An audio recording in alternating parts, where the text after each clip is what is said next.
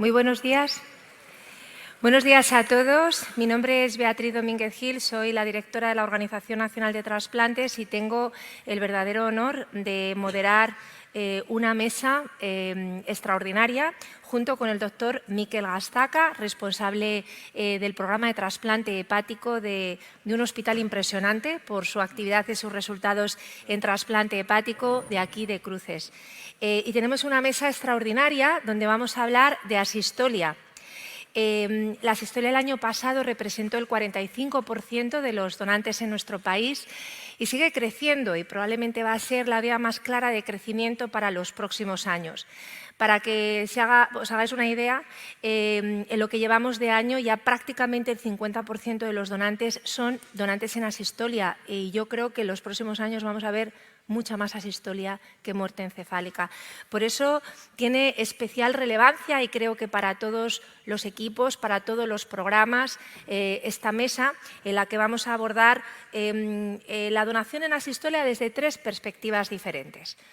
El primero de nuestros ponentes es Eduardo Miñambres. Eduardo Miñambres es el coordinador autonómico de trasplantes de Cantabria y también quien lidera el equipo de coordinación del Hospital Marqués de Valdecilla en Santander, uno de los grandes exponentes también de la donación en asistolia en nuestro país y muy rompedor en el desarrollo de estrategias de preservación basadas en la perfusión regional normotérmica con el inicio de la perfusión toracoabdominal normotérmica, un procedimiento que tiene problemas que hay que saber solucionar y de esto nos va a hablar Eduardo. Eduardo, muchísimas gracias y adelante. Buenos días a todos y nada, desde luego es un placer estar aquí. Bien, en el tema de la ECMO toracoabdominal, es decir, en el tema de la extracción cardíaca de donante en asistolia con dispositivos ECMO, tenemos claro que funciona muy bien. Claro, los británicos ya demostraron que los procedimientos con ECMO toracoabdominal eran mejores que con extracción superrápida. Publicaron en 2020 100 casos de 100 trasplantes cardíacos de donante en asistolia. Cuando lo hacían con dispositivo ECMO, los resultados de supervivencia eran mejor que cuando lo hacían con técnicas superrápidas. Luego llegó 2020, España, el primer caso, Puerta de Hierro, Murcia y Santander hacen casos en 2020, se publican la experiencia norteamericana y muy recientemente se ha publicado la experiencia mundial con casi 150 trasplantes cardíacos con dispositivos ECMO que ofrecían resultados de supervivencia idénticos a los controles en muerte encefálica. Con lo cual esto es una técnica que ha venido para quedarse. El tema es cuando las cosas no van bien.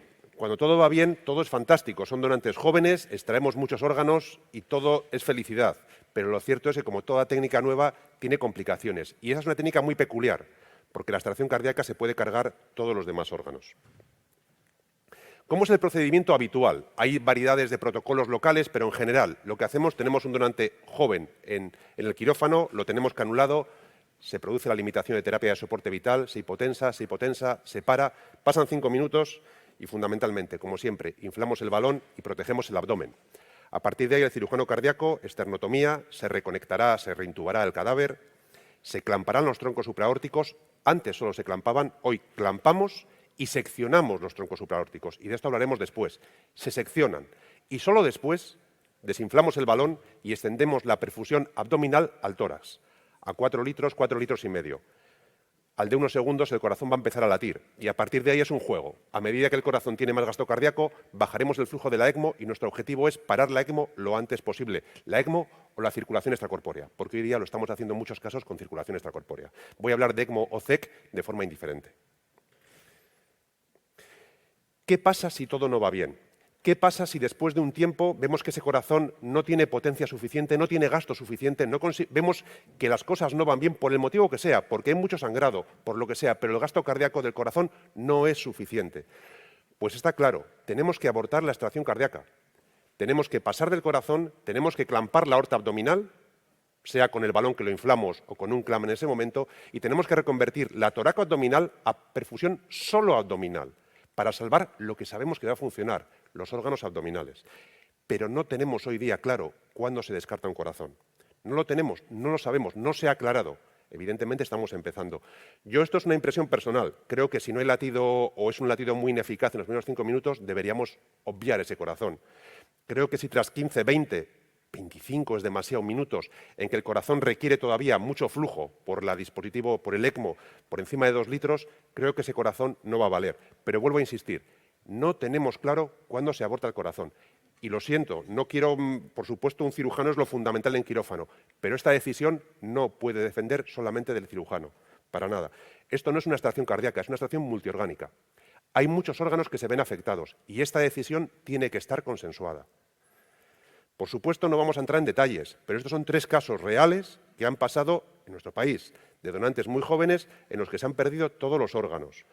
Esto es el mismo hospital en el que hemos empezado a sacar todo y solo han valido riñones. Y esto ha sido la semana pasada. Un donante muy joven, el receptor hepático estaba en alarma 0 y solamente ha valido el corazón y los riñones. Por supuesto, no entramos en particulares. Yo he hablado con los 3 coordinadores y ellos insisten en que había un empeño excesivo del cirujano por seguir. No entro en el tema peculiar. Lo que insisto es que la decisión de parar tiene que estar consensuada antes de empezar.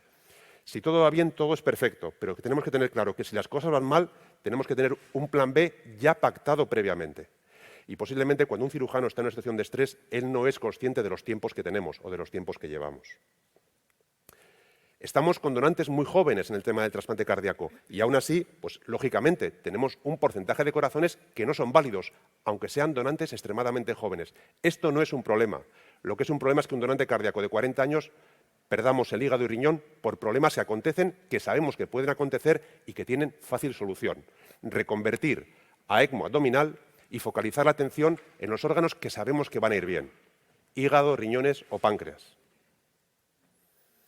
Lo mismo, si hemos parado la ECMO, tenemos el corazón latiendo y pasa cualquier evento que hace que ese corazón no funcione, que ese corazón lo descarte por el motivo que sea el cirujano cardíaco, por el motivo que vea, pues lo de siempre. Clampamos la aorta abdominal, reiniciamos la ECMO a 2,2 litros y perfundimos el abdomen. Ese cambio lo tenemos que tener siempre permanente, en todo momento. Y esto puede pasar. En ocasiones limitamos a un paciente muy tarde porque es muy joven, tiene 20 años, 15 días en la UCI y es un paciente con problemas respiratorios. Y esto pasó en el primer trasplante cardíaco hecho en España y lo publica el equipo de Puerta de Hierro. Cuando el donante, que era muy joven, era una asmática muy severa y cuando paramos el flujo de la ECMO toracoabdominal, la oxigenación se nos va al garete.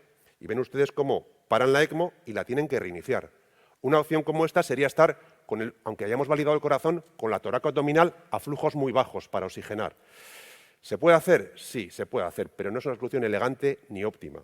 Si sabemos que eso puede pasar, estemos preavisados. Y cuando canulemos una venoarterial, no, una venoarterial. Esta es la venoarterial convencional, pero sacamos una cánula en la yugular derecha. Evidentemente clampamos y solo funcionamos con estas 2. Cuando la ECMO se pare y tengamos el corazón latiendo, si hay que dar soporte respiratorio, conectamos esto aquí y tenemos un soporte venovenoso. Esto para un cirujano cardíaco, hacerlo antes de la cirugía es rutina. Evidentemente, si hay que hacerlo corriendo porque tenemos problemas, nos va a pillar el toro. Pero hay que planificarlo. Es fácil planificarlo cuando tu donante es local. El tema es cuando voy a otro hospital, tengo que estar al tanto. Pero esta es una solución muy elegante. Si yo creo que ese donante mío tiene problemas respiratorios porque tiene lo que sea, pues pon una ECMO venoarterial, pero ten una cánula venosa en la yugular. Y hay que insistir, tenemos mucho sangrado. La sección de los troncos nos obliga a que sangra bastante. El paciente se enfría. Vamos a parar la ECMO. No tenemos una máquina que nos calienta el cadáver. En la ECMO abdominal, solo abdominal, la ECMO funciona permanentemente y nos calienta el cadáver. Aquí vamos a parar la ECMO inmediatamente, en cuanto podamos. Y tenemos una esternotomía, una laparotomía, el cadáver completamente abierto, estamos transfundiendo bastante, los cadáveres se enfrían. Llega la hipotermia, llega la coagulopatía y llega el sangrado. Es un problema. Tenemos que ser muy cuidadosos, que sangre lo menos posible. Si hemos validado el corazón y no hay pulmón, tapamos rápidamente y mantener la temperatura en cuanto podamos. El tema del pulmón. Lo cierto es que el pulmón ha sido al principio siempre el hermano pobre y el pagano de la toracoabdominal. Los británicos prácticamente no sacaban pulmones. En estos 25 casos apenas sacaron 1, es lo que han comentado, nada más. Los grupos españoles, cuando empezamos, no queríamos ni oír nada del pulmón. En el caso particular de Santander, 28 años de donante. Y es que no queríamos saber nada del pulmón, nos parecía muy complejo. La primera extracción cardíaca pulmonar no la hicimos en España hasta febrero del 2021, que es el primer caso en el que extraemos corazón y pulmón con dispositivos toracoabdominales. Y el pulmón y el corazón es posiblemente hoy, yo creo, que la combinación más compleja. El pulmón sufre con la ECMO. Es evidente que cuando empezamos con la ECMO toracoabdominal hay un flujo retrógrado que puede dematizar el pulmón. Aunque el corazón empiece a latir, al principio tiene un gasto bajo, la ECMO sigue dañando el pulmón y se puede dematizar y se va a dematizar. ¿Qué le interesa al pulmón? Que consigamos un desete de la ECMO lo antes posible. Eso sería lo óptimo, sería lo ideal. El cirujano torácico también tiene que cambiar su chip. Una vez que el cirujano cardíaco diga, oye, el corazón es válido, estará el cirujano torácico. No puede hacer maniobras de valsalva tan salvajes como hacemos, salvajes, tan agresivas como hacemos con una ECMO abdominal, que se puede tocar el pulmón, se puede manosear, podemos quitar las atelectasias. Al principio ese cirujano torácico se va a enfrentar a un corazón aturdido, que sí, que está con un buen gasto, pero que está recién salido de la parada. Es mejor que durante 5 o 10 minutos sea cuidadoso. Pues que sí, puede tocar la superficie del pulmón, ver que no haya nódulos, ver que no haya adherencias, pero las maniobras agresivas de reclutamiento de valsalvas tienen que ser cautelosas, porque como seamos agresivos, se va a hipotensar el cadáver, vamos a pasar fluidos y eso es un problemón. Y sobre todo, pues diuréticos, pues depende de la situación hemodinámica, pero sé que a los torácicos siempre les gusta poner diuréticos para que el pulmón esté seco, pero es que aquí tenemos un paciente que sangra mucho y quizá eso no sea posible. Eso tenemos que intentar valorarlo en conjunto. Insistir en la hipotermia y el sangrado. ¿Y qué pasa si no va todo bien? Si hay extracción pulmonar y el corazón no lo llegamos a validar. Por lo que hemos dicho, reconvertiremos a una ECMO abdominal. Y el cirujano torácico tiene la posibilidad de salvar los pulmones haciendo una extracción súper rápida, pero nunca podrá hacer validación gasométrica. El problema de que el corazón falle en una extracción pulmonar es que el cirujano, la decisión que va a tomar es, me pueden gustar macroscópicamente, pero no tengo la posibilidad de hacer una validación gasométrica. Si todo va bien, el corazón late y está todo perfectamente y paramos la ECMO, ponemos FIO2 100%, PIB de 5 y el cirujano hará una gasometría, verá 400, 420 y aparte del aspecto macroscópico tiene la validación gasométrica. Si el corazón no se llega a desenchufar de la ECMO en ningún momento, o tenemos un poco de aporte, esa gasometría no es válida. Tendrá que tomar la decisión con el aspecto macroscópico, viendo si los pulmones son pesados o no son pesados, pero no podrá validarlos gasométricamente. Estos son los resultados que quiero agradecer al equipo de La Coruña, a Ana Minasian y a José Luis Campo Cañaveral. Estos son los pulmones trasplantados en España con ECMO toracoabdominal, con extracción simultánea con el corazón. 28 casos, donantes muy jóvenes, resultados de fallo primario del injerto nulos y una mortalidad muy, muy reducida. Es decir, tenemos que intentar extraer corazón y pulmón de forma simultánea porque van muy bien, porque se puede hacer y porque no tenemos que llegar a tener que elegir entre corazón o pulmones. Ambos dos son compatibles. Es más complicado, pero se puede hacer. A veces, sobre todo, podemos tener una extracción muy prolongada. Yo no voy a entrar en las razones, pero hay pocos casos. Se han hecho hasta la fecha 139 corazones de asistolia, por lo menos hasta fin de 2024, que me lo ha dado Alicia Pérez Blanco de la ONT. Pero corazones con ECMO toracoabdominal, páncreas con ECMO toracoabdominal, solo 28. Y no es que sea difícil, porque de los 4 casos de 2020, 2 eran también donantes de páncreas. Es una extracción pues, que yo creo que se puede mejorar. Lo cierto es que, como han comentado en ocasiones, la validación cardíaca y pulmonar se quiere hacer rápido y en muchas ocasiones al de 40-45 minutos querríamos poder sacar corazón y pulmón si es posible. Bueno, podemos hacer una extracción pancreática y hepática en bloque, no todos los equipos quieren, y otra opción es hacer esto. Podemos sacar corazón y pulmón y dejarnos el abdomen con una ECMO abdominal. Eso lo hacemos de forma rutinaria con la extracción pulmonar más ECMO abdominal. Eso lo estamos haciendo, se puede hacer y es una posibilidad, porque, ya digo, no sé el motivo y no entro ahí, pero creo que son pocos páncreas para el número de corazones que hemos tenido, porque realmente estos son donantes muy, muy, muy, muy jóvenes. Y ya yendo un poquito adelante, temas peculiares, la donación pediátrica. Ha bajado mucho, como ustedes saben. No tenemos muchos donantes pediátricos. Hemos tenido ahora un poquito más por la donación en asistolia. No tenemos que tener prejuicios con la donación pediátrica. Hasta hace poco que si no se pueden canular premortem, que si son diferentes, que si hay que pedir permisos especiales, no es verdad. Este es un estudio de toda la serie española de donantes pediátricos en los que se utiliza dispositivos ECMO hasta 31 de diciembre de 2021. 13 casos, los que veis aquí, y una rentabilidad muy importante. De los 13 donantes se trasplantaron 11 hígados, 24 riñones, uno era un trasplante doble. Veis vosotros que había corazón y pulmones y páncreas. Extraíamos el doble que la serie americana, con súper rápida, y sobre todo fueron muy bien. Falló uno, que falleció inmediatamente, se perdió el trasplante dual, los 4 pulmones fueron perfectos, falleció un trasplantado cardíaco por sepsis al de unos días y fue fenomenal. Se puede hacer. ¿Qué peculiaridades tiene? El tamaño. Pero si el donante tiene más de 35 o 38 kilos, se puede hacer una canulación premortem sin problemas. Ven que en esta serie casi todos hicieron premortem, no pasa nada. Si trasplantamos a fibrosis quísticas de pulmón que pesan 38 kilos, 40 kilos adultos, el problema no es ser niño o ser adulto, es el peso. Por encima de 35 o 40 kilos se puede hacer una canulación premortem periférica sin problemas. Se puede hacer. Evidentemente, por debajo hay que hacer una canulación central postmortem. Yo no soy cirujano pediátrico, no voy a entrar en esto, pero es lo que tenemos que hacer y se puede hacer sin ningún tipo de problemas. Y hoy día con los dispositivos podemos hacer cosas increíbles. Estamos en febrero de 2021. Es un donante de 3 días. Y podemos hacer esto. No sé si se puede ver el audio, si se oye algo.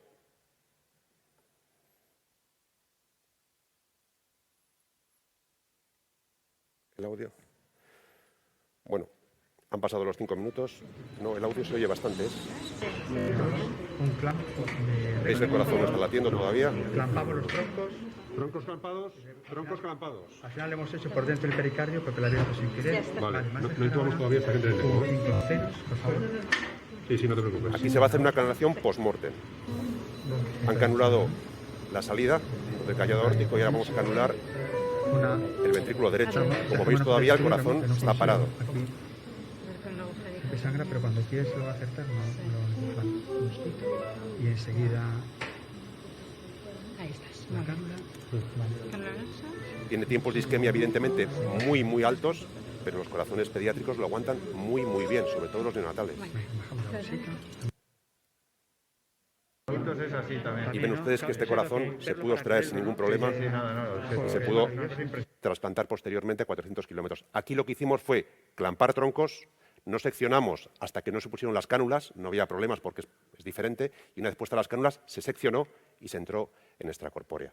¿Se puede hacer? Se puede hacer, claro que se puede hacer. Y esto fue hace 3 años que era más complicado que ahora.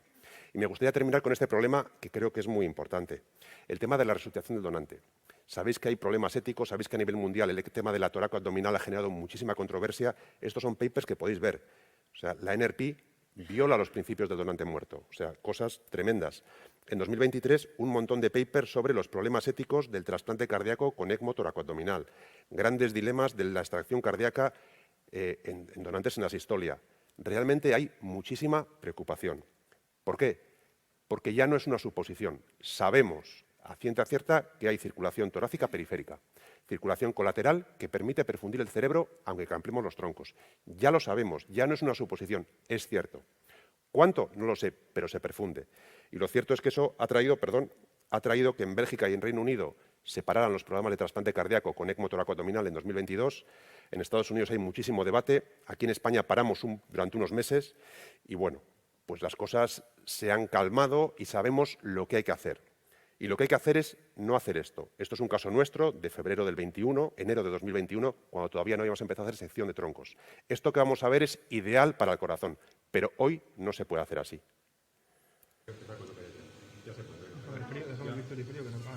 El audio todo lo alto que se pueda. Vamos a clampar los troncos. Esto lo hacíamos previamente. ¿Lampado? Como extracorpórea. Y entramos en esta corpórea. Dale caña, déjanos para Repito, drenar esto aquí. era enero de 2021. Ahora estamos con el tronco, drenando el tronco nominado. La mía. Sustancia a la cánula. Igual quieres una rusa, te entra la mano. Entra la mano. Metida, ¿Vale? metida, drenamos, Ajusta, Carlos. ajusta. Espera, hay que cerrar aquí, Hay que darle algo. Está ajustado y Un torniquete. abre si una- quieres. No, ahí no. No, aquí. Te conecto al vestidor, ya, venga. Abro, drenando también del tronco. Está drenando el tronco, Edu. Lo cerro, ¿no? Está drenando el Vale, hay que Eduardo. fijar esto porque no Sí, nos que está salga. drenando el tronco inominado. Perfectamente. todo. Antes lo que hacíamos era eso, clampábamos los troncos, lo que nos contaron los británicos, clampáis los troncos, entráis en ECMO toracoabdominal, ya preservamos el corazón y luego después hacemos una derivación, ponemos una cánula para que el sangrado no nos manche el campo y derivamos a la cánula venosa de la ECMO. Así lo hacíamos al principio, hablo en el año 2020, esto es de enero de 2021. Hoy esto no es aceptable, o sea, esto hoy no se puede hacer y hoy Hoy da igual lo que pensemos, no se puede hacer. Quizá en el futuro cambie, pero hoy no lo podemos hacer. No lo podemos hacer porque todas las últimas recomendaciones nos dicen claramente que si usamos ECMO toracoabdominal debemos garantizar la ausencia de perfusión cerebral. Y esto no es fácil, no sabemos cómo hacerlo. Y sabemos que hay circulación periférica, circulación colateral, y esto es un problema. No podemos clampar los troncos. Hoy garantizamos que clampando los troncos y seccionando creemos poder garantizar que no perfundimos el cerebro y queremos poder disipar las dudas éticas que hay. ¿Y cómo? Pues permítame presentarles, si me quedan 4 minutos, un estudio que hemos hecho entre Murcia y nosotros con la colaboración de la ONT. A estos donantes, antes de la limitación, les monitorizamos fácil la cavidad abdominal con la presión en la arteria, la torácica con la presión en la arteria radial y la monitorización cerebral. Monitorizamos las arterias cerebrales. ¿Cómo? Les llevamos a neuroradiología con un montón de permisos y consentimientos y les ponemos un sensor por los neuroradiólogos en el polígono de Willis y medimos las presiones. Y hemos hecho 10 casos. Y como en ocasiones nos han criticado que quizá por la circulación posterior podría ir algo de flujo, hoy hacemos por la carótida polígono de Willis y por la humeral arteria basilar. Monitorizamos circulación anterior, media y posterior, todo el cerebro. Llevamos ya 20 casos, 6 de ellos toracoabdominales. Y vean lo que pasa. Limitamos, bajan las presiones, se para, entramos en ECMO abdominal y aumenta la presión abdominal. Pero la torácica y la cerebral se mantienen estáticas, al mismo valor que cuando estaban parada cardíaca. En una toracoabdominal lo mismo, bajan, aumenta la abdominal cuando inflamos el balón, cuando pasamos a ECMO toracoabdominal sube la torácica igual que la abdominal, pero la cerebral se mantiene en los mismos niveles que cuando estábamos en parada cardíaca. Si esa presión en parada cardíaca asumimos que no perfunda el cerebro, cuando empezamos con la ECMO tampoco perfundimos el cerebro. Esto yo creo que es la primera evidencia que tenemos. Esto lo hemos publicado este año en American Journal of Transplantation y es la primera evidencia que demuestra desde el minuto cero de forma invasiva que no perfundimos el cerebro con los dispositivos ECMO.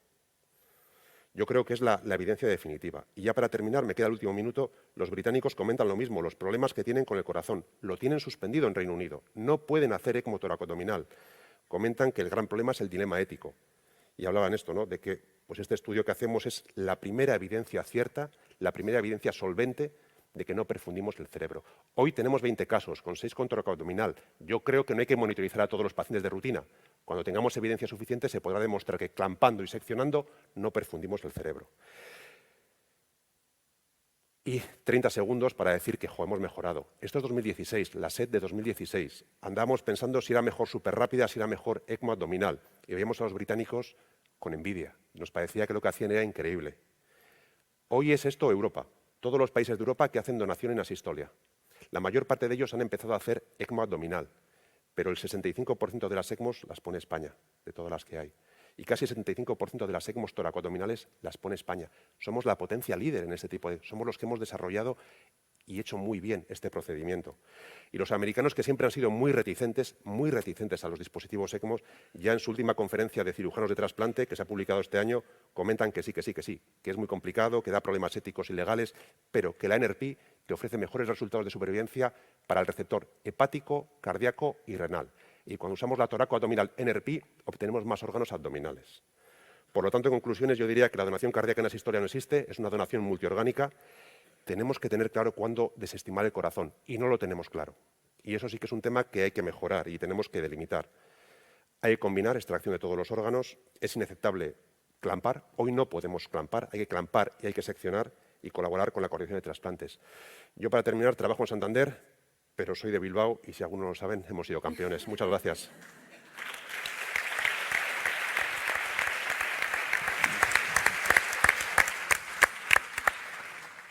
Gracias, Eduardo. Bueno, como está previsto en el programa, pasaremos a la discusión al final de todas las presentaciones. Entonces, vamos a continuar con Constantino Fondevila, del que podría decir que es jefe de servicio del Hospital de la Paz y un gran profesional nacional, un buen amigo, pero realmente me quedaría corto.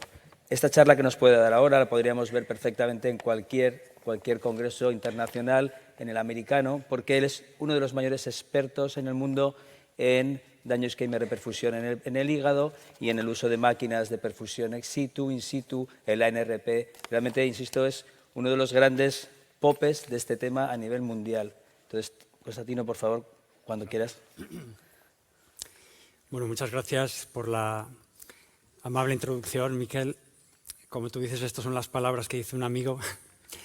Y gracias por la invitación al comité organizador y al comité científico de participar en esta mesa tan interesante de trasplante y asistolia, que como saben, pues, es una fuente de donantes que nos ha permitido incrementar en los últimos años en España, por todos los esfuerzos, sobre todo de la UNET, organizaciones regionales, pues de forma importantísima el volumen de trasplantes que estamos llevando a cabo.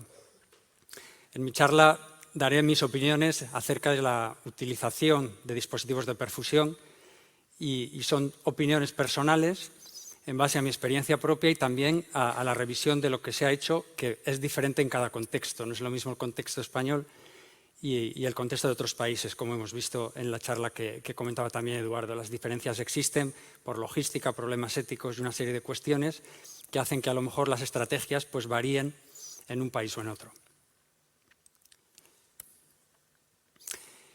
La charla está centrada en los donantes en asistolia, que pues son los que aparecen aquí, ¿no? los que ya conocen. El tipo 3, sobre todo, que ha permitido extender de forma importantísima, es la categoría más utilizada en todo el mundo, también en España a partir del 2012. Pero tradicionalmente han sido donantes que los resultados del trasplante hepático pues, ha sido subóptimo. Y ha sido subóptimo pues, porque, sobre todo, está el periodo de isquemia caliente, que es lo más deleterio para cualquier órgano, y en concreto el hígado es muy sensible a la isquemia caliente. Diversos estudios han utilizado o han realizado estudios unicéntricos en Estados Unidos, el clásico de UCLA, en Inglaterra uno del King's College, y al final solo pongo este porque creo que es el que resume un poco los criterios de mal pronóstico cuando se realiza un trasplante con un hígado en asistolia para que impacten los peores resultados, ¿no? Hay una serie de factores, como vemos aquí, que están relacionados con la edad del donante o el BMI, que sobre todo por su relación con la esteatosis, la isquemia caliente, por supuesto, como ya comentaba, y luego hay factores externos, la isquemia fría en cualquier órgano, pero específicamente en un donante de asistolia hay que minimizar al máximo el tiempo de isquemia fría porque impactará mucho en los resultados, especialmente en este contexto, como les decía. Finalmente, hay una serie de factores relacionados con el receptor, como el estado de gravedad en la lista de espera del receptor hepático, la edad del receptor, pues también, o la necesidad de un retrasplante. Cuando un trasplante es más complejo, se necesita más tiempo para llevarlo a cabo, pues los resultados son peores y aparte también se prolonga la isquemia. Y aquí quizás es uno de los puntos en los cuales podremos utilizar dispositivos de perfusión. Para resumir un poco todos los factores, son los que aparecen aquí. La edad del donante, tradicionalmente asociada en asistolia con peores resultados. Ya hemos visto que no, ha pasado como en los donantes de muerte encefálica.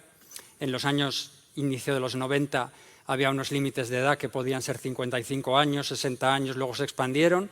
Lo mismo ha sucedido en la asistolia en España, con los sistemas de perfusión que utilizamos, ya no hay un límite definido. La isquemia, sobre todo caliente, pero también la fría, no lo olvidemos, pero sobre todo la caliente.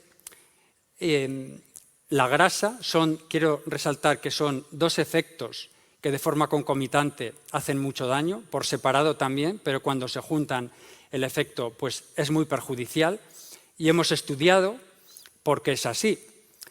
La presencia de grasa afecta pues, la síndrome post-reperfusión, disfunción primaria del injerto, fallo primario. La isquemia caliente también afecta la vía biliar de forma muy importante. Cuando las dos se juntan, pues es un cóctel un poco explosivo que hay que intentar evitar y ser muy conservadores a la hora de utilizar hígados esteatóxicos de asistolia, sobre todo con los métodos tradicionales. Ya veremos lo que ofrecen los sistemas de perfusión. Finalmente, los receptores muy complejos.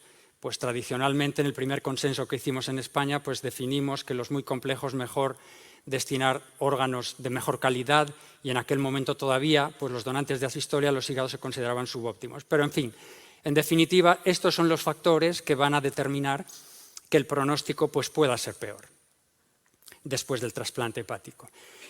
Los sistemas de perfusión tenemos fundamentalmente dos categorías que ya conocen, fuera del cuerpo o dentro del cuerpo. Fuera del cuerpo podemos hacer hipotermia o normotermia, como veremos, o combinarlas, y dentro del cuerpo la recirculación normotérmica, como ha explicado muy bien Eduardo previamente. Que también pongo este color porque ahora estamos modificando un poco también la temperatura y pensando que a lo mejor podemos no tener siempre normotermia. Es un campo que también se está investigando mucho. En definitiva, utilicemos hipotermia o normotermia, el factor fundamental es el oxígeno. La temperatura va a determinar que el oxígeno tenga que ser adecuado, una adecuada perfusión tisular, una adecuada extracción de oxígeno, porque si no podemos dañar esos órganos porque la perfusión no está bien hecha y el riesgo que tiene la normotermia fundamentalmente es este. Hemos investigado desde hace muchos años, ha habido pues casi 20 años o más de 20 años de investigación experimental, inicialmente modelos muy pequeños en rata que no eran relevantes, pero aprendimos mucho. A partir del año 2005, fijaros lo que les decía, casi ya 20 años, comenzamos a interesarnos por el tema una vez ya en Barcelona, cuando regresé y empezamos a utilizar prototipos en el laboratorio como este que ven aquí. Inicialmente pensamos normotermia es lo mejor, racionalmente es lo que creíamos que nos iba a ayudar más. Se ha avanzado muchísimo desde esa época. El impacto que vimos en los hígados era espectacular. Este es un hígado sometido a 90 minutos de isquemia caliente, un modelo extremo. Después de 5 horas de isquemia fría, este era el aspecto. Lo trasplantábamos y todos los animales fallecían de un fallo primario en 24 horas. Con la recirculación in situ más la bomba ex situ, ven todavía las cánulas conectadas, pues el aspecto del hígado mejoraba de forma espectacular y los resultados eran muy diferentes. Sin embargo, nos dimos cuenta que era muy complicado y pensamos, bueno, pues vamos a utilizar la hipotermia, ¿por qué no? Era más fácil, pero había unas limitaciones. No se producía bilis, no podíamos evaluar de forma adecuada los parámetros tradicionales de viabilidad.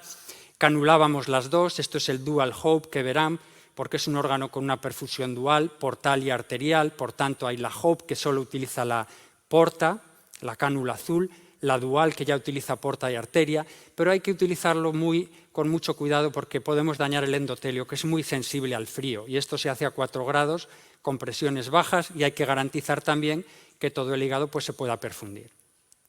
Bien, ha sido la forma más sencilla de hacer la perfusión ex situ y la que más se ha extendido. Se ha extendido hasta tal punto que todos estos son los estudios publicados, muchos de ellos randomizados, los más importantes, todos los que he seleccionado para esta tabla. Y aquí ven que se utiliza pues, la HOPE o Dual HOPE y el Standard Cold Storage. Los tiempos de isquemia fría han sido bastante conservadores, muchas veces pues, no son demasiado elevados, alrededor de 6 horas en este último estudio. Y este es el más interesante porque realmente se focalizaba en donantes en asistolia controlada, que es el que nos interesa hoy.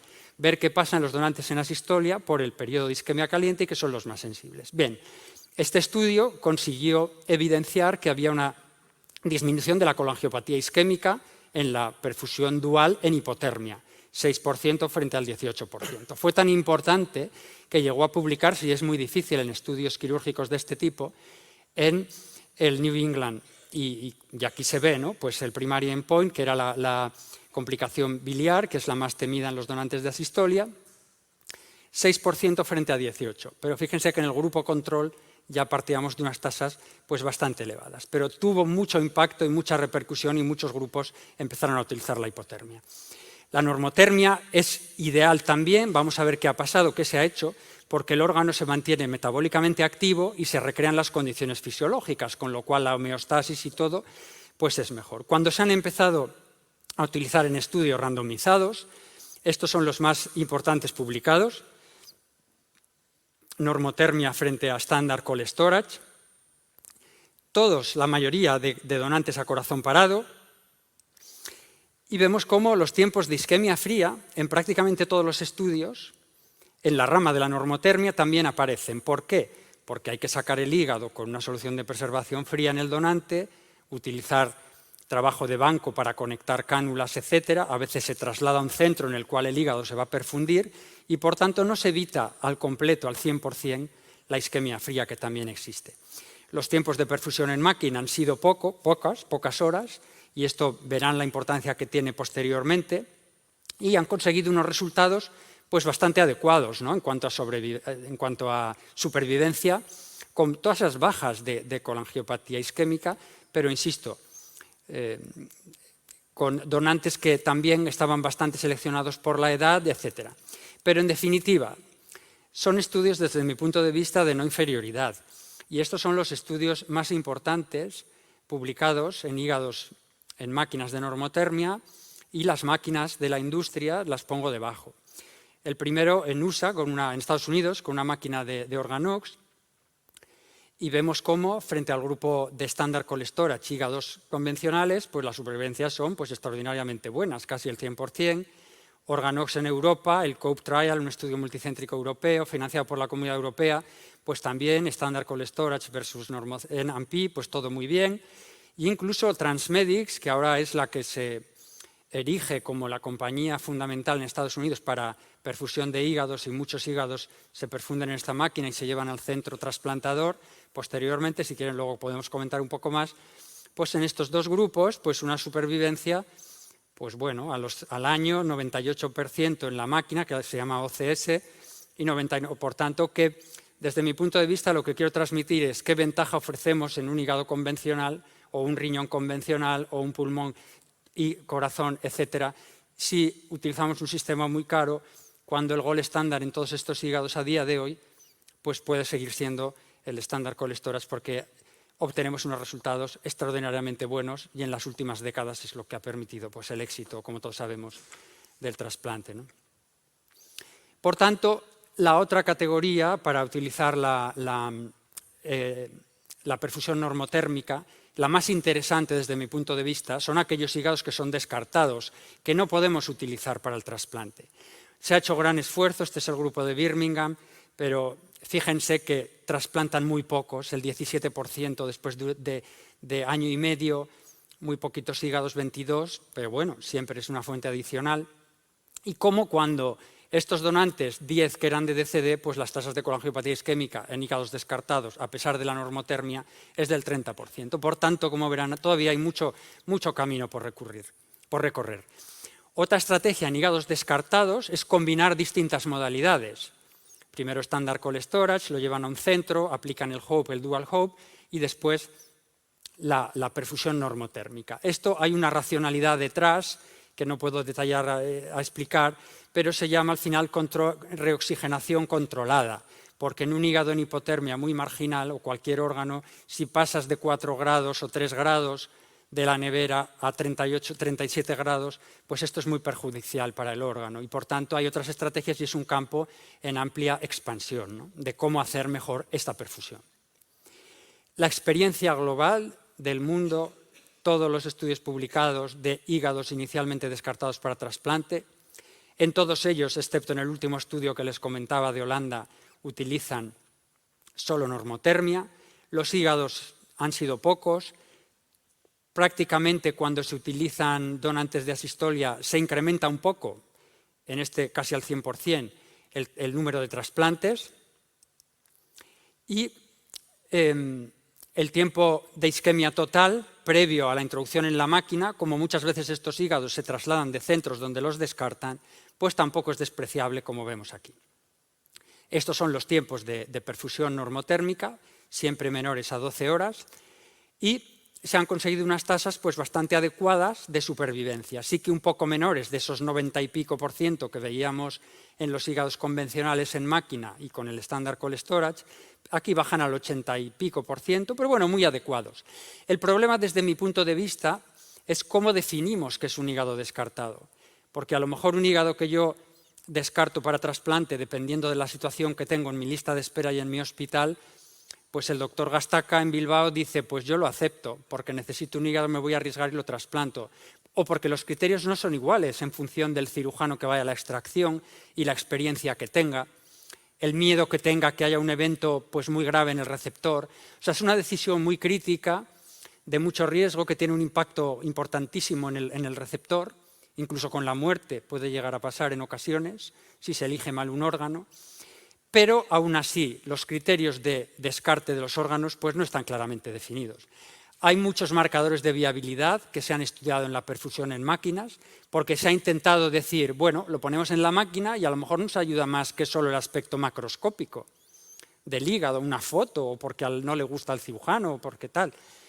Hay muchos marcadores que se han intentado definir relacionados con la perfusión, el lactato, el pH, etcétera, la producción biliar en el hígado, de orina en el riñón, marcadores en la bilis, el pH, la glucosa, etcétera.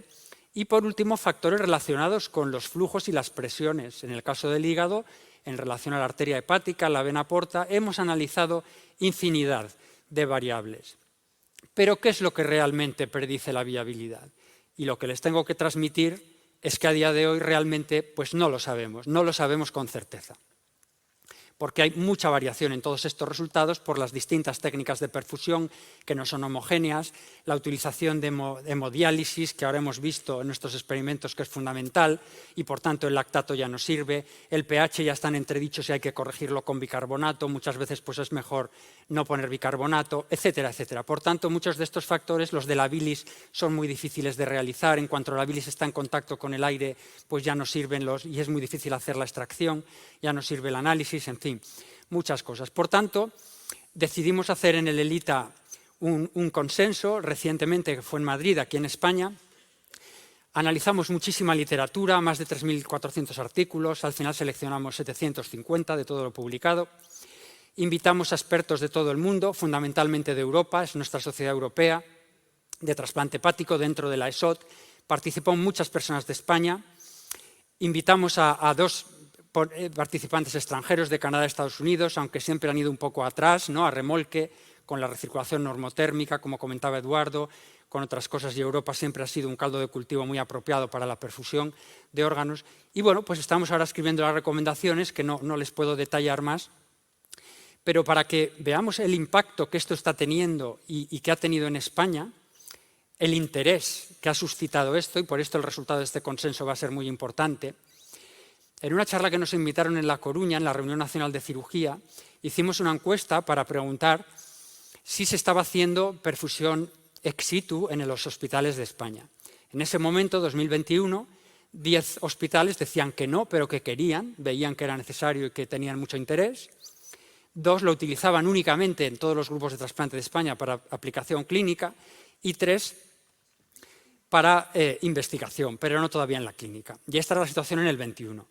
Cuando volvimos a hacer una encuesta para otra presentación en el año 2023 y preguntamos, esta información nos lo proporcionaron representantes de la industria, porque eran los que tenían los datos más precisos y nos interesaba también pues, conocer un poco el coste, etcétera.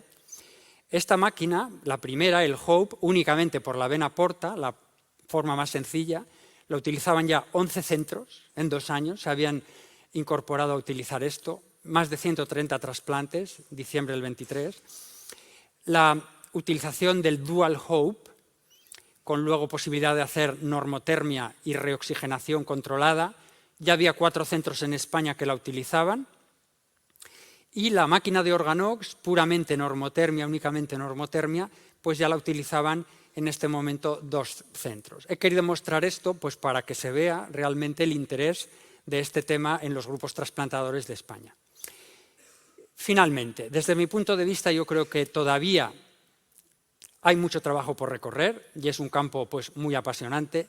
Sabemos las características que utilizamos en las perfusiones en normotermia, esto lo revisamos recientemente y tiene una serie de sustancias, coloides, oxígeno, que sirven y que son fundamentales, pero sin embargo cuando queremos hacer preservación ex situ prolongada para mantener los órganos más de 3 días, más de 4 días, hasta 7 días, pues sabemos lo que administramos, lo que podemos administrar en exceso, pero perdemos muchas cosas, no tenemos en cuenta el ritmo circadiano, la influencia del intestino, la influencia de la médula ósea, muchos factores hormonales, moleculares, que a nivel sistémico en el cuerpo interaccionan realmente con esta perfusión de hígado y lo hacemos de manera subóptima.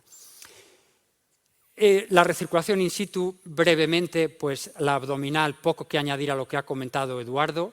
Tuvimos la gran satisfacción de desarrollarlo en España con el apoyo de la ONT, los coordinadores regionales fundamentales de todos los hospitales.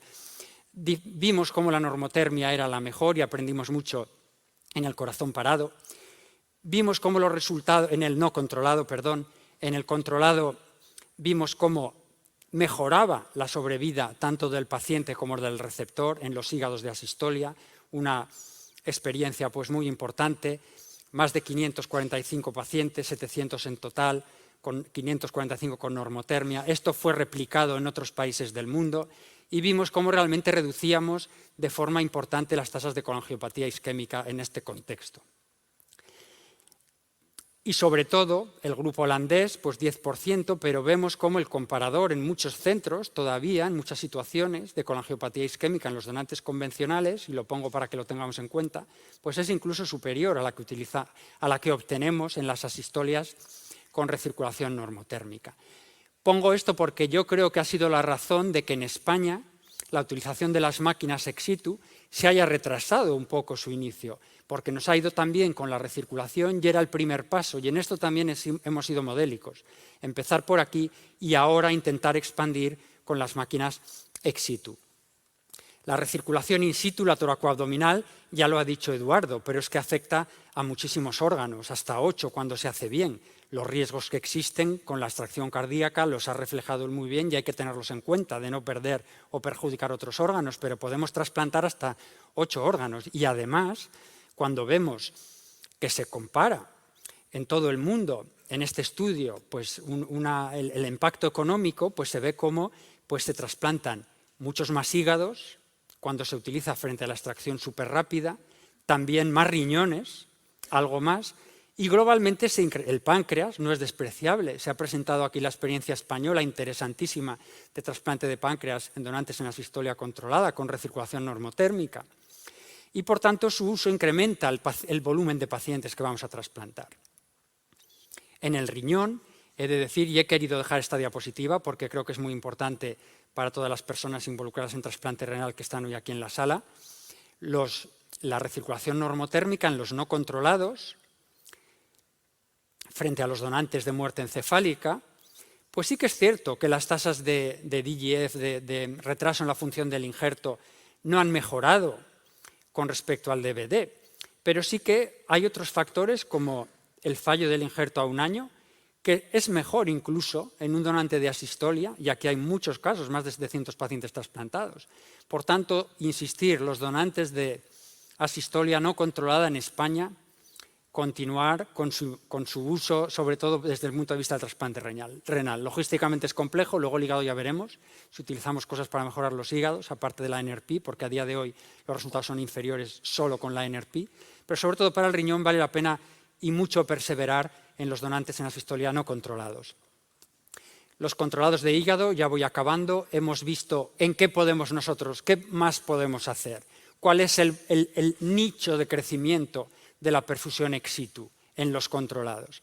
Pues cuando la isquemia fría es más de 7 horas, impacta mucho, y cuando hay un retrasplante. Fueron los 2 factores que en la serie española vimos que perjudicaban los resultados. Por tanto, si la isquemia fría va a ser larga, pongamos un dual HOPE, una reoxigenación controlada en esos hígados, a pesar de haber utilizado la recirculación normotérmica abdominal. En el futuro, todavía incluso podemos mejorar la recirculación normotérmica. ¿Cómo? Pues ya estamos estableciendo protocolos en los cuales pues incluso la subnormotermia puede ser muy interesante, como hablaba antes, pues el tema de la acidosis, de la concentración iónica, el flujo sea continuo o pulsátil, es decir, hay campo de crecimiento. Pero ya para resumir, yo creo que las 2 modalidades que les he explicado, la in situ y la ex situ, son complementarias y no exclusivas. Se pueden utilizar las 2. Como ejemplo está la experiencia italiana, en la que el periodo para declarar la muerte son 20 minutos, como ya conocen, frente a 5 en otros contextos como el español. Con 20 minutos de isquemia caliente adicional, pues los hígados sufren mucho más la isquemia, y así sí que hacen recirculación in situ más ex situ con máquinas, y tiene todo el sentido del mundo y tiene unos resultados muy buenos. Por tanto, hay que adaptarse a los contextos. Pero la in situ en España es la estándar. Yo creo que ya prácticamente el 90% de las extracciones de asistolia controlada se hacen, según los últimos datos, con recirculación normotérmica, y en muchos otros países, Francia, Noruega, en fin, muchos otros. Cuando tenemos un donante en asistolia controlada, casi podemos decir que es como un donante convencional, y por eso no hemos hecho estudios randomizados, por eso no les he explicado ninguna tabla de estudios randomizados controlando 2 ramas, y esto se nos ha criticado mucho, pero es que ya no es ético en España hacer un estudio randomizado cuando sabemos que en la cohorte retrospectivamente los resultados son mejor en normotermia. Funciona bien estupendo en España, por tanto evita la necesidad de perfusión ex situ muchas veces, porque la isquemia fría en España, la isquemia caliente es bastante corta, y sí que tiene el potencial de mejorar para reutilizar más hígados marginales la situación controlada y sobre todo los no controlada porque no es suficiente. Por tanto, la ex situ en hipotermia ya se ha visto su beneficio en estudios experimentales y los estudios que les presentaba en cuanto a complicaciones biliares a la lesión de reperfusión. Yo creo que, como les decía, puede ser utilizada en los no controlados después de estos periodos largos de isquemia caliente, en receptores complejos y por la logística del trasplante, por el trasplante renal, el segundo injerto renal, que va a ser muy larga la isquemia fría, ¿por qué no utilizarlo? Y la caliente, yo creo que aparte de limitar la isquemia reperfusión, nos va a permitir en el futuro estudios de viabilidad, aunque todavía tenemos que definir cuáles van a ser. La situación combinada con estrategias es un campo que es difícil comparar porque se están haciendo distintas estrategias, pues también yo creo que es muy prometedora y va a ser el futuro. In situ, esto es un poco la experiencia italiana, ex situ en hipotermia y después pasar a la normotermia después de la recirculación normotérmica. Y esto es todo. Muchas gracias por su atención.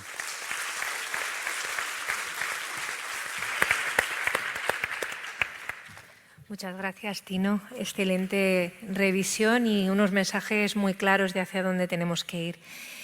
Ahora tengo el placer de presentar a Nuria Montero. Nuria Montero es nefróloga, forma parte del equipo de trasplante renal del Hospital Universitario de Belviche. Es una experta en diabetes mellitus post-trasplante, está en la junta directiva de la SEN, creo.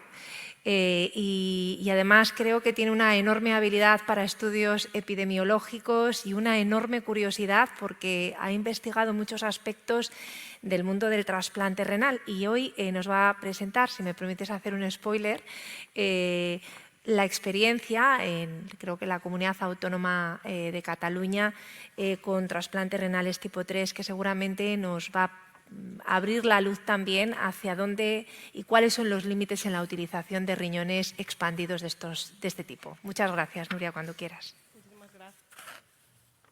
Muchísimas gracias por la presentación y muchísimas gracias a la organización por dejarme participar en este congreso. Es un gran placer y un honor estar en este atril presentando los resultados de trasplante renal con donante marginal tipo 3 y establecer unos límites hasta dónde llegar.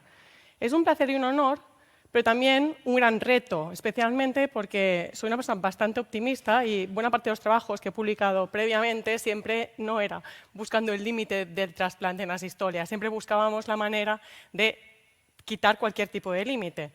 Así que, bueno, es un reto esta presentación de hoy. Para empezar, un poco al final del congreso, pues tenemos todos claro la implicación, la relevancia y el número de trasplantes en asistolia que se realizan a lo largo del Estado. Quería presentaros esta diapositiva los resultados del Observatorio Global de Trasplante, incluyendo todos los órganos, y de cada 18 trasplantes que se realizaron por hora en el 2022, un 23% eran asistolia controlada. Es un número muy grande, pero nada que ver con España. En España, el 44% de estos pacientes en el último año, 2023, eran pacientes en asistolia controlada. Como podéis ver, es un aumento que va creciendo de forma progresiva y que probablemente seguirá esta curva a lo largo de los próximos años. ¿Y por qué aumenta? Pues probablemente por todas las técnicas que tenemos a nivel de donación de los órganos de la ONT, pero también porque cada vez más aceptamos riñones seguramente un poco más expandidos. Y aquí también pongo de manifiesto a lo largo que han ido pasando los años, como los donantes mayores de 60 años van ganando porcentaje en nuestros donantes en asistolia tipo 3. De hecho, en este registro de la ONT, en el 2022, representaban el 66% de los donantes tenían más de 60 años. Y poniéndoles en esta tesitura, quería hacerles participar en esta charla, tranquilos, nadie va a tener que subir al atril, simplemente a mano alzada. Quería presentarles este caso clínico, es real, fue en Belviche este lunes, que tuvimos un donante bastante óptimo, 66 años, con un índice de masa corporal, una superficie corporal total grande, 1,85. Fue una muerte encefálica, una HSA, pero que acabó siendo donante Maastricht tipo 3, multiorgánico, una función renal excelente. Y nos lo ofrecieron para este riñón, este receptor nuestro. 81 años, más pequeñito, hipertenso dislipidémico y un paciente con una vasculitis ANCA-MPO que empezó diálisis en octubre del 22. A nivel de la compatibilidad, 4 mismatch y sin ningún tipo de riesgo inmunológico. inmunológico. Y ahora les quería, por favor, pedir a ustedes si podrían, a mano alzada, decir quién realmente aceptaría esta combinación donante-receptor. Bueno, muy bien, es bastante generalizado. Quería repetir la pregunta en el caso de que este mismo donante, si en vez de tener 66 años, tuviese 86 años. ¿Quién de esta sala seguiría aceptando este riñón y esta combinación donante-receptor? Muy bien. Veo que igual tendré poco trabajo en esta sala, pero los factores de los que voy a comentar y que creo que la literatura revisa sobre cómo poner límites en los trasplantes de asistolia son estos 6. Voy a revisar lo que hay de la evidencia de cada uno de ellos. Empezaré por el donante añoso, ¿no? Este caso que les he presentado totalmente teórico, o expandido o con un alto KDPI en función de la definición. Y para ello usaré 4 trabajos publicados. Este es un elegante trabajo publicado con los datos del Registro de Enfermos Renales de Cataluña, que evaluó los resultados de la donación en donantes de mayores de 65 años y compararon los resultados de si la donación era de un donante en asistolia controlada respecto al donante en muerte encefálica. Y como pueden objetivar en la tabla, sí que vieron que la tasa de función retrasada del injerto era un porcentaje mayor en los pacientes añosos donantes en asistolia controlada, pero eso no conllevaba peores resultados a nivel ni de supervivencia del injerto al año de los 3 años, ni tampoco a nivel de la supervivencia del paciente.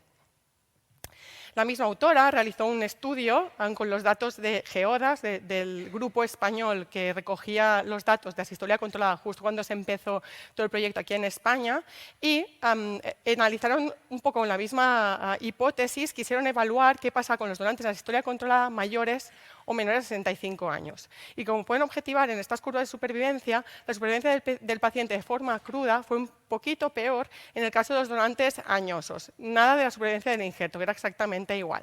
Pero se realizó un análisis multivariante en el que objetivó uno de los factores que ya quería poner énfasis durante esta presentación. No era tanto la edad del donante, sino la edad del receptor que realmente tenía repercusión sobre esta supervivencia del paciente.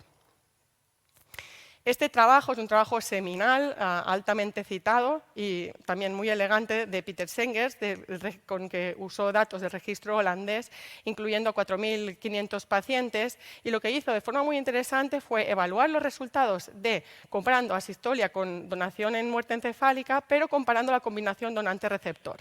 Así, en las gráficas de la izquierda, lo que pueden objetivar, y lo remarcado en naranja y amarillo, es que aquella combinación donante-receptor añoso tenía peores resultados en el caso de la asistolia controlada. Aquí pueden ver en negro la pérdida de injerto por porcentaje y en gris, un poquito más oscuro, la muerte del paciente. Así como pueden objetivar, evidentemente, en donante y receptor añoso, evidentemente es peor que en el resto de categorías, pero sí que es verdad que los números eran un poquito peores en el caso de la asistolia controlada. Viendo estos resultados al año y a los 3 años. Viendo estos resultados, este mismo grupo analizó y puso de manifiesto una de las preguntas que nos hacemos todos. La supervivencia es un poco peor en este caso de combinaciones. Pero, ¿y si este paciente se quedaba en diálisis, cómo sería? Pues en este caso hicieron esta comparativa y evaluaron estas combinaciones de donante y receptor añosos en el caso de muerte encefálica o asistolia controlada, y lo que vieron es que en la peor de las tesituras, en la asistolia controlada donante-receptor añoso, la probabilidad de fallecer era más o menos similar de este paciente con las mismas características, era un análisis macheado, que permanecer haciendo diálisis. Evidentemente, la mortalidad es bastante similar, no hay una valoración, pero todos sabemos que la calidad de vida probablemente no sería igual. Y este es un trabajo que también me pareció interesante. Es verdad que aquí la definición de donante añoso, igual alguno de la sala pues no estaría nada de acuerdo, yo tampoco. Dicen que estos riñones expandidos en asistolia lo que hace es evaluar el receptor que recibe una llamada para recibir este tipo de riñones. En Estados Unidos pueden aceptar o declinar la oferta de este tipo de donación. Y aquí pueden ver la gráfica de derecha, es donde quiero poner énfasis, que aquellos pacientes que aceptaron la oferta de recibir este riñón tenían una supervivencia después de esta decisión bastante mayor que no aquellos que habían declinado la oferta. Aquí establecen exactamente cuál fue su pronóstico y su progresión. Así que probablemente en el primer parámetro pues, podemos estar, ¿no? Es difícil establecer un límite de edad. El segundo aspecto que quería evaluar era qué pasa con los donantes en la asistolia controlada que tienen un fracaso renal agudo. Y para esto seleccioné estos dos trabajos. Los dos americanos, uno con los datos de la UNOS, el otro es un observacional unicéntrico de la Clínica Mayo. En el primer caso, los autores lo que hicieron fue una definición poco ortodoxa del fracaso renal agudo. Pues no tenían la creatinina inicial del donante y lo que tenían era únicamente el valor en el inicio de donación, sin tener datos previos. Y establecieron unas categorías de riesgo de fracaso renal en función de cuánta era esta creatinina inicial. Y en este caso evaluaron si estos pacientes con fracaso renal presentaban distintos resultados en función de si era un donante en asistolia respecto a un donante en muerte encefálica. Y como pueden objetivar aquí, es verdad que en todos los grupos la asistolia tiene un poquito de peores resultados a nivel de la función retrasada del injerto, pero de forma interesante, y quería destacar lo que también vieron los autores, que en el caso que el estadio de fracaso renal agudo fuera mayor, también la tasa de resultados en el caso de asistolia controlada era un pelín peor para los pacientes que reciban una asistolia controlada respecto a la muerte encefálica. Así que, bueno, según este trabajo deberíamos poner un poco más de cautela en aquellos donantes en asistolia controlada que presentan fracaso renal con un estadio 2 o 3. El estudio de la Mayo sí que hace una buena definición de Akin criteria según los criterios de la CADIGO, y lo que realizan es agrupan a los grupos, también comparan asistolia respecto a donante en muerte encefálica y los agrupan en función del aumento de la creatinina. Es verdad que los números no son tan grandes de pacientes como en la cohorte anterior, pero en este trabajo lo que sí que vieron es que no había ningún tipo de diferencia en los resultados, ni de DGF, ni de función del injerto, ni de función de supervivencia del injerto del paciente en injertos con fracaso renal y asistolia tipo 3. Así que, un poco después de leer esta literatura, yo creo que probablemente los donantes con fracaso renal y asistolia pues son un pool que nos podría servir para incrementar el número de donaciones en asistolia. En el caso del tiempo de isquemia, otra vez Peter Segers nos presenta este gráfico que lo que muestra, y quería poner énfasis aquí especialmente para los equipos de coordinación y para especialmente los urólogos que son casi quienes gestionan el tema de los quirófanos, el tiempo de isquemia fría repercute, y repercute especialmente en los donantes en asistolia controlada. Aquí veis la probabilidad de pérdida del injerto, otra vez en más negro, o mortalidad del paciente en un gris un poquito más oscuro, en aquellos pacientes que, veis a la columna de izquierda, supervivencia a 1 año, columna de la derecha, supervivencia a los 5 años, veis que aquellos pacientes que han recibido un tiempo de isquemia fría de entre 18 y 24, pues van peor en el caso de asistolia controlada, y aún peor en el caso que el tiempo de isquemia fría sea mayor de 24 horas en asistolia controlada. Así que, evidentemente, al año y a los 5 años. Así que sí que probablemente deberemos poner énfasis en tratar de reducir este tiempo de isquemia fría. Y aquí, al final, se trataba de poner límites a unos donantes que probablemente podrían ser un poquito expandidos, y este análisis de la cohorte americana, del registro americano, evaluó qué impacto tenía el tiempo de isquemia fría en función de la calidad del órgano definido por su KDPI. Y como pueden objetivar en las gráficas, en el caso de la función retrasada del injerto, evidentemente, cuanto mayor es el tiempo de isquemia fría, más es el riesgo de hacer DGF en cualquiera de las 3 categorías, así que impactan a cualquiera de las 3 categorías. Pero en el caso de la función no primaria del injerto, la disfunción primaria del injerto, sí que cuanto mayor es el tiempo de isquemia fría, peor es en el caso de los pacientes que reciben un riñón con KDPI por encima del 20%. Así que los autores de ese trabajo lo que ponen una llamada de atención avisando que estos riñones son más susceptibles al daño isquemia reperfusión, entonces tenemos que probablemente establecer una política de allocation que realmente intente disminuir al máximo el tiempo de isquemia fría, especialmente en estos donantes un poco más expandidos. En el caso de preservación del órgano, casi me da vergüenza después de las presentaciones tan bellas que hemos tenido previamente, simplemente este trabajo me pareció curioso para poner de manifiesto que probablemente en el caso del riñón no tiene tanta relevancia. De hecho, estos autores, otra vez, este es un trabajo hecho con la cohorte británica, y lo que vieron y quisieron evaluar es si el uso de esta esta perfusión normotérmica regional condicionaba un mayor grado de aceptación de los órganos. Y como pueden ver aquí, sí que hay cierta tendencia que hay mayor grado de aceptación de órganos, pero no alcanza estadísticamente diferencias. Así que, bueno, probablemente los resultados son mejor, pero no, en el caso del riñón es raro que nos condicione a aceptar o no aceptar riñones. ¿Y qué impacto tiene cuando ya sospechamos que este riñón probablemente va a tener una función retrasada del injerto? Pues para aquí este trabajo. Es un trabajo muy elegante que hicieron los británicos de nuevo con su cohorte del registro británico, y lo que hacían era evaluar qué impacto tenía el hecho de presentar función retrasada del injerto en una cohorte de 4.800 pacientes en asistolia controlada. Y no solo hacían evaluar el impacto de DGF en este riñón, sino también evaluaban qué impacto tenía la duración de esta DGF. Y como pueden objetivar a la derecha, hicieron un estudio ajustado, un multivariante, y lo que vieron es que el hecho de presentar una función retrasada del injerto con una duración de más de 14 días tenía peor impacto a nivel de la supervivencia del injerto. Es decir, tenían menos supervivencia estos pacientes que tenían una DGF un poco más prolongada. Y de forma interesante hicieron un análisis multivariante para ver qué eran los factores que realmente hacían que estos riñones tuviesen un DGF de más de 14 días. Y lo que vieron fue que la edad del donante tenía impacto, es decir, que cuanto mayor la edad del donante, más riesgo de presentar DGF, ya lo sabíamos, pero también, y de nuevo, el tiempo de isquemia fría. Así que otra vez recalcar que en este tipo de donantes podemos poner límites o podemos intentar sacarnos de encima. Y para finalizar, es muy importante no solo evaluar el órgano, sino también evaluar nuestro receptor.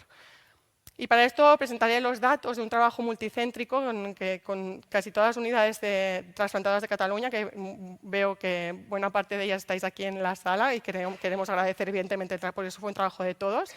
Un trabajo que acabó una cohorte de pacientes desde el 2013 hasta el 2017, acabamos incluyendo casi 1.200 pacientes, muerte de cualquier tipo, cualquier característica. Hicimos un modelo para poder predecir cuáles eran los factores que tenían impacto en la supervivencia del paciente y del injerto, y luego lo comparamos con la cohorte de Kite para ver si realmente esos resultados eran valorables para una cohorte europea de trasplantados. Y de forma muy resumida, está el artículo publicado, pueden consultar los resultados de forma más detallada, pero lo que quería enfatizar en esta presentación es que los factores que realmente nos condicionaban en peor supervivencia del paciente en el análisis multivariante no solo era el hecho de ser expandido o un receptor más añoso, el tiempo que lleva uno en diálisis, que hayas presentado un evento cardiovascular previo o el tiempo de isquemia fría, sino hay un aspecto que en nuestro hospital, después de haber hecho este trabajo, siempre preguntamos, ¿no?, en el pase de guardia, y que creo que deberíamos tener todos muy en cuenta, y es que si tenemos un donante en asistolia controlada, el hecho de que tenga diabetes previa tiene un impacto muy nocivo en el caso de la supervivencia del injerto. Así que sí que probablemente debemos tener estos datos en cuenta a la hora de decidir este riñón. En el caso de la supervivencia del paciente, y casi es muy intuitivo, no solo el hecho de tener un riñón en asistolia, sino el hecho de ser un receptor añoso o haber sufrido un evento cardiovascular previo, tiene un impacto que predice la supervivencia del paciente. Y para finalizar, en este mismo trabajo, otra vez nos quisimos preguntar, pero ¿y con esta supervivencia un poquito peor en estos casos de donante asistolia, diabético, añoso, evento cardiovascular? ¿Realmente qué impacto tiene sobre este paciente? ¿Casi que le pongo el riñón o lo dejo en la lista de espera? Pues aquí lo que hicimos realmente fue un análisis muy sencillo, y podéis ver desde la peor de las tesituras, un receptor de más de 70 años con antecedentes de evento cardiovascular, receptor de un donante en asistolia controlada y además siendo un paciente varón, la muerte que se le observó estando en diálisis era del 25% al año. En cambio, la la muerte predicha por nuestro modelo en caso de que reciba este riñón en la peor de las tesituras era de un 15%. Así que, aún realmente tener unos resultados un poquito inferiores al resto de donación, sí que tiene un impacto positivo a nivel de supervivencia cuando lo comparamos con los pacientes que se quedan en la lista de espera. Y estos mismos resultados se repitieron a los 3 años. Evidentemente, la tasa, el porcentaje de pacientes con mortalidad era bastante superior, pero como podéis ver, y probablemente las diferencias serán aún mayores, aquellos pacientes que por modelo recibían el peor de los riñones y él estaba en la peor de las situaciones, igualmente se beneficiaban a nivel de supervivencia de recibir este riñón que de quedarse en diálisis. Y con este trabajo hicimos, y les invito, si quieren escanear el código, lo tienen también en el artículo, la referencia a esta herramienta de cálculo de factor de riesgo es gratuita, no es como la de Lupi, tranquilos. Pueden usarlo si quieren para calcular el riesgo de este donante inicial que les he propuesto y que algunos de ustedes han sido un poco reticentes de aceptar. Y quería invitarles a todos que lo hicieran, igual tampoco tenemos mucho tiempo, me queda un minuto. Y bueno, podemos pensar un poco, ahora me gustaría que alguien alzara la mano y dijera, nos falta información muy relevante, y nos falta información muy relevante. Este donante no era diabético y se preveía que entrarían en quirófano con un tiempo de isquemia fría de 12 horas. El receptor tampoco tenía ningún evento cardiovascular.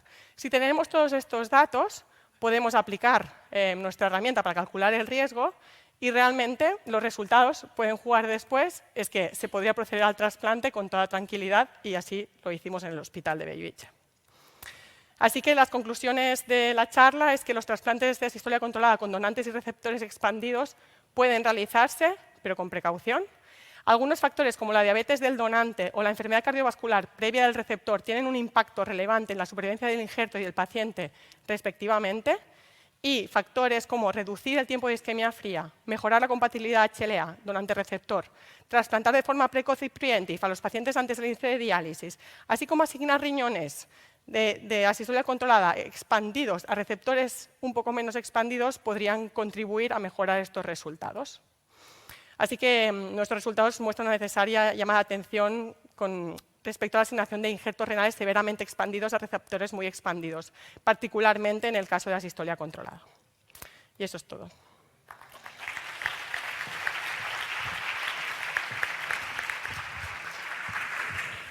Muy bien, muchísimas gracias. Pues vamos a abrir el turno de preguntas y como moderador me gustaría al principio abrirlo a toda la sala, que no empecemos los moderadores siempre a preguntar.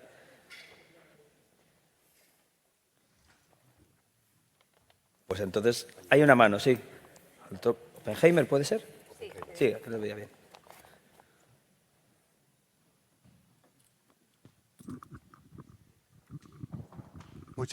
¿Se oye o no? Sí, sí se oye. Sí, Federico Oppenheimer, de Barcelona. Muchísimas gracias por las presentaciones. Yo, obviamente, me voy a dirigir a Nuria y hablando de esta última provocadora presentación. Y yo habéis visto que he levantado la mano, bueno, no sé si la habéis visto, pero yo estaba de acuerdo en trasplantar a este paciente, ¿no? Y yo creo que todas las reflexiones que haces son válidas, pero yo creo que hay que añadir algo más. Primero, que vayan peor no quiere decir que no se deban utilizar. Eso, no nos vayamos con la idea de que no se puedan utilizar. Segundo, hemos de mejorar no solo la selección, sino el manejo post de los pacientes trasplantados. No puede ser que nuestros viejos se conviertan en diabéticos los que no lo eran, que hagan infecciones tan seguidas. Hemos de cambiar el chip respecto a cómo tratamos de la inmunosupresión, el manejo clínico a estos pacientes, hacerles precondicionamiento antes del trasplante. O sea, hay muchos factores de mejora para que los resultados sean mejores.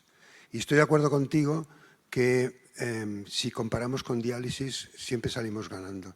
Esto nosotros lo hemos presentado con nuestros datos de receptores de más de 75 años que reciben riñones de más de 75 años y comparado con diálisis siempre van mejor. O sea que gracias por esta presentación y estas reflexiones que nos ayudan a todos.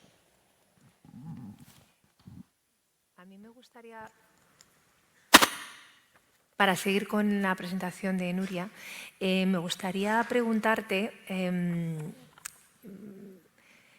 Tenemos un estudio nacional evaluando el papel de la perfusión regional normotérmica en la evolución de los trasplantes renales, que es la serie más importante de toda la literatura, donde demostramos en un propensity score que la PRN frente a la extracción superrápida disminuye la incidencia de función renal retardada y mejora la supervivencia del injerto en el primer año. Me consta que durante mucho tiempo, cuando teníamos un donante en asistolia de edad avanzada en el que no se iba a considerar el hígado, muchas veces no se hacía PRN, sino que se hacía preservación fría, estática fría, con lo cual muchos de estos donantes mayores no han tenido PRN. Lo digo porque creo que en el modelo deberíais incorporar esa variable.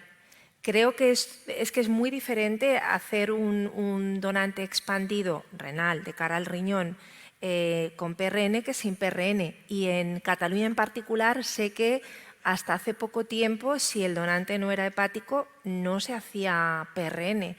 Lo digo porque creo que es una variable con la que a lo mejor podíamos jugar en vuestra base de datos para incorporarla. Sí, me parece realmente muy buena aportación y de hecho el estudio lo leí. Es verdad que, si no recuerdo mal, no había una evaluación concreta de los donantes más expandidos en este trabajo. Por ese motivo no lo incluí.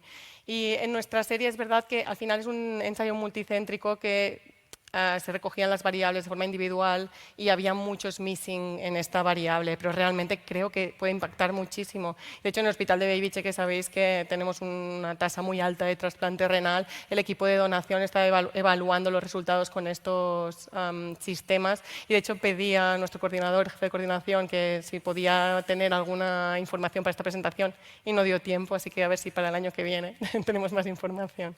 Muy bien. ¿Alguna pregunta más de la sala? Mientras pensáis más, yo te voy a dejar para después porque creo que lo tuyo puede tener un poquito más de cola. Me gustaría preguntarle a Constantino, una vez que ha hecho su visión general de la situación, ¿cómo traemos esto a nuestro ámbito, al ámbito nacional y cómo comparamos nuestro ámbito con el resto del mundo, ¿no? ¿Cómo ves tú, cuál sería tu posición respecto a las máquinas? ¿Qué máquina, para qué momento? ¿Cuál puede ser el posicionamiento de las máquinas en España?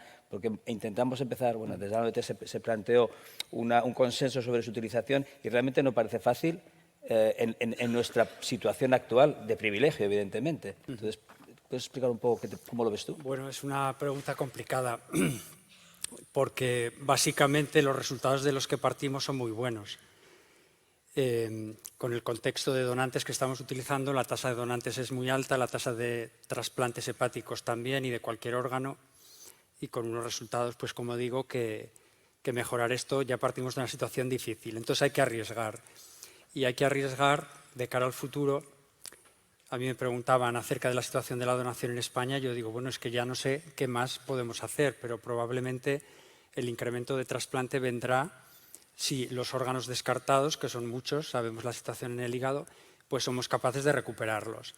Y por tanto, yo creo que ese es el contexto más interesante. Los hígados que inicialmente vamos a descartar, o riñones, o cualquier otro órgano, ver qué podemos ofrecer con estos dispositivos de perfusión ex situ para trasplantarlos de forma segura. Y yo creo que ese es el punto clave. Pero creo, como he querido transmitir, que todavía falta bastante investigación básica para llegar a hacer unas perfusiones de manera adecuada, fisiológicas, porque un hígado muy marginal o un riñón, un órgano muy marginal, vamos a tener que perfundirlo periodos prolongados de tiempo. No con unas horas va a ser suficiente. El hígado, si está dañado y está con una situación comprometida, pues por perfundirlo 6 o 7 horas va a seguir comprometido. Por tanto, va a haber que perfundirlo más tiempo y esto es lo que tenemos que mejorar. Por otro lado, el tema logístico, en el riñón lo vemos, es fundamental, la isquemia fría. Me ha gustado mucho ver cómo, ya lo conocía, pero refrendar con tu presentación, Nuria, que realmente el tiempo isquemia fría en riñón impacta tanto, y creo que hay tantos nefrólogos en la sala que yo el mensaje que daría es intenten minimizar este tiempo isquemia fría, hablen con los urólogos, con la gente responsable de las cirugías para que lo reduzcan, porque aunque sea un fallo, un DGF, que luego el hígado al final el riñón funciona, pero es fundamental. Y si no se va a poder hacer por la situación de los hospitales, en cualquier órgano, pero particularmente en el riñón, utilicen dispositivos de perfusión oxigenados, si es posible, y en frío, es lo más sencillo, para prolongar ese tiempo de isquemia fría. Esas son las claves, yo creo, en el momento actual, en España. ¿Y te parece que en la situación actual a nivel hepático, un descenso en las listas, una mortalidad de lista también en descenso por debajo del 2%, por debajo del 2%, tiempos de lista de espera de 40 días en muchos centros y la mediana creo que es de 40 o 30? ¿Tú crees que recuperar esos órganos a un precio de 15.000 euros por caso o 13.000 euros por caso merece la pena? ¿Va a merecer la pena? Bueno, hay que balancear muchas cosas. Yo creo que el tema de la inteligencia artificial que se ha tratado aquí en la educación médica es el futuro, sin duda, y en el ámbito del trasplante de órganos abdominales, de órganos, va a representar una ayuda, yo creo que potencialmente muy importante. ¿Por qué digo esto? Porque el riesgo del receptor pues hay que evaluarlo muy cuidadosamente, y la ecuación, como explicaba Nuria, no es fácil. Lo comentaba el doctor Oppenheimer, depende en qué sitio, en qué situación, pues podemos arriesgar más o menos. Un paciente muy compensado en lista de espera de trasplante hepático, que puede optar en breve espacio de tiempo a un injerto de mejor calidad, pues bueno, esto también tenemos que hacer partícipe en la toma de decisiones al paciente y a la familia, y explicar realmente los riesgos que existen con la evidencia que tenemos. Y a lo mejor el paciente dice, yo prefiero esperarme, no me viene de un mes ni de dos.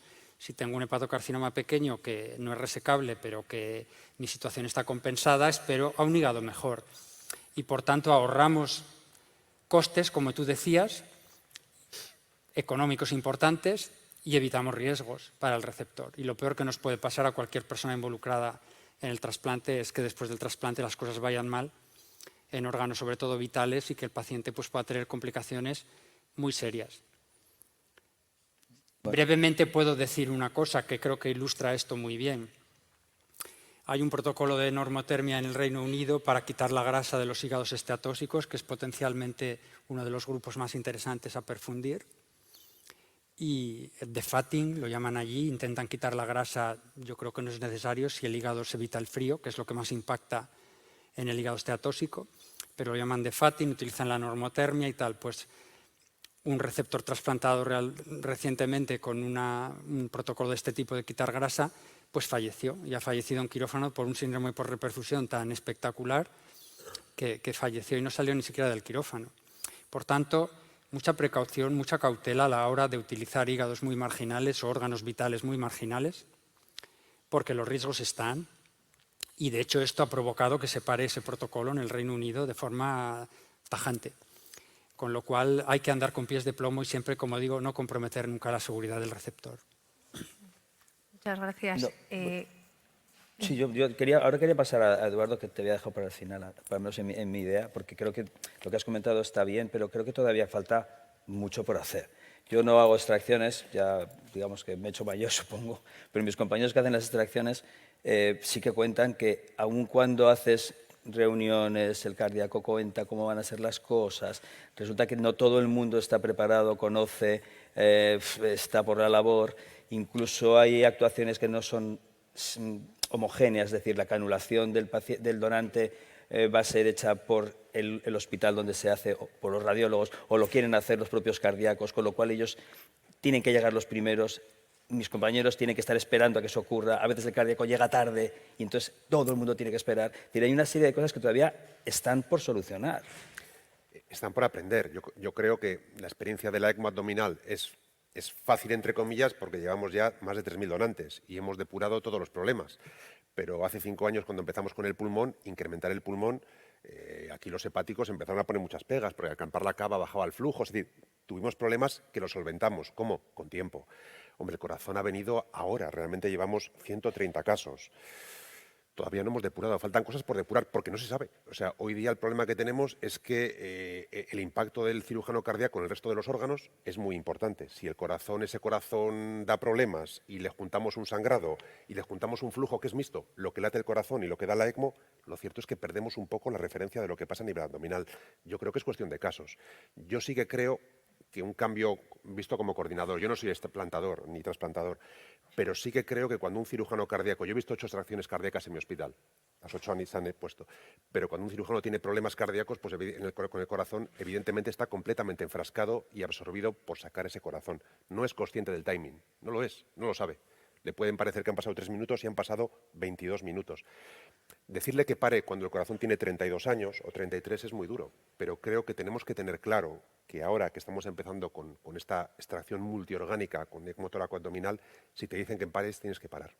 Yo creo que cuesta entenderlo, pero es que tienen que parar porque no es su corazón. Claro que él decide si el corazón vale o no. Claro que la decisión de cardíaca es suya, pero está poniendo en riesgo hígados, riñones y páncreas que sabemos que van bien. Sabemos que un hígado de 42 años es que va a ir como un tiro, o unos riñones. Y eso es lo que yo creo que nos falta por depurar. No saben todavía el mundo cardíaco cuál es el momento de parar el corazón, porque no se ha definido ni el mundo cardíaco español ni el mundo cardíaco mundial. Darnos tiempo. Eduardo, a mí me ha gustado que ha sacado o ha intentado hacer una especificación de elementos que deberían llevar a un dejamos el corazón, ¿no? Que a lo mejor los tendríamos que validar de alguna forma, no sé cómo. Pero está claro que hay que trabajar con los equipos cardíacos porque efectivamente creo que pierden la noción de que podemos dejar a muchos pacientes sin trasplantar por empeñarnos en un corazón que a lo mejor ni siquiera sale finalmente. Entonces, y aquí creo que la labor del coordinador como persona externa y responsable del proceso es muy importante y creo que esto es cuestión de formación. Aparte de casos, creo que tenemos que hacer mucha formación en este sentido. No sé si estás de acuerdo. Sí, a ver, yo creo que hablamos de donación cardíaca, pero ya el nombre en sí es mentira. Es que no es donación cardíaca, es donación multiorgánica. Luego, pues como todo, es evidente que quizás ser el coordinador en un hospital universitario que haces todo tipo de trasplantes, pues igual es fácil, Depende que te puedas sea, un ¿no? poco imponer. El centro en sí mismo es importante. Coordinador de un hospital que no tienes trasplantes, que no tienes cirugía extracorpórea, te viene un cirujano que te dice que, joder, que yo he hecho 86 extracciones cardíacas y bueno, pues igual te puedes perder. Bueno, sí, pero por eso en el protocolo nacional se dice que el coordinador de trasplantes del centro trasplantador se tiene que desplazar al procedimiento. Ya, pero eso... Está ahí con su cirujano. Claro, y es otra situación. Eso está muy bien y está bien, pero ningún gerente te dice que vaya a ir o que se le va a pagar. Es decir, eso en teoría queda bien sobre el papel, pero es más complicado. Yo creo que estás centrando mucho en el papel del cirujano cardíaco y a mí cuando me cuentan cosas no vienen solamente de ahí. Yo creo que los cirujanos de otros órganos tampoco están habituados ni manejan bien las situaciones que ocurren. Entonces, a veces no siempre es el problema del cirujano cardíaco que no sabe cuándo parar. A veces hay cirujanos torácicos que no saben cómo manejar la situación, que no aceptan este gran cambio de volúmenes o manejo de volúmenes que puede haber, están con miedo con su edema del pulmón. El páncreas también puede ocurrir lo mismo. Entonces yo creo que es algo que no es algo que no es solamente del cardíaco. Yo creo que lo extendería un poco a todo el mundo. Si he transmitido que la culpa es del cardíaco, perdonadme, no es eso, para nada. Para nada. Pero es que es nuevo para todos. Es que hay que decir, una extracción hepática de muerte encefálica, el hepático va a lo suyo y lo que hacen los de arriba te molesta poco y viceversa. Aquí estamos en una extracción con ECMO toracoabdominal donde todo el mundo influye a todo el mundo. O sea, esa es la realidad. Entonces el tema es que todos tienen que aprender a trabajar con el incordio del de alrededor.